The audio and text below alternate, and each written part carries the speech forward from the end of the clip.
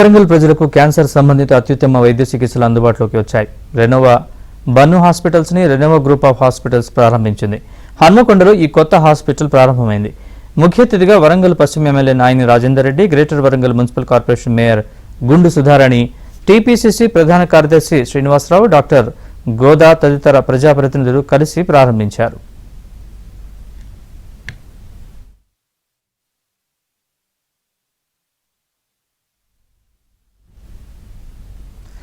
కార్యక్రమంలో Renova group of hospitals founder and CEO Sridhar Peddireddy, Bannu Arogyada Seva society founder and chairman doctor Veeramalla Charanjit Reddy, medical and haemato oncologist, Warangal Renova Bannu hospitals director doctor Rajesh Bollam, ఇతర వైద్య నిపుణులు, సిబ్బంది ఈ కార్యక్రమంలో పాల్గొన్నారు.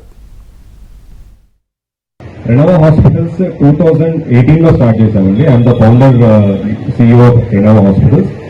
నాతో పాటు ఒక 4 ఫ్రెండ్స్ ఇన్వెస్ట్ చేసి we started this group. From 2018 నుంచి 21 లోపల we started 4 small mid-level multi-specialty hospitals in Hyderabad.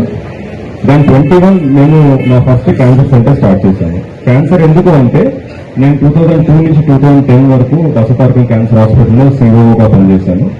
Then I also worked as the founder CEO for one of the largest oncology groups from 2010 to 2021. Two are pure cancer centers. One is a 250-bedded multi-speciality in which we also have cancer. Throughout Mali, year వచ్చేసి we started 2 cancer centers, one in Warangal and one in Alwar. Next year we are starting centers in Prayagraj and Pune. Also a year later we are starting centers in Ranchi and Khammam. So we are expanding very fast and aggressively.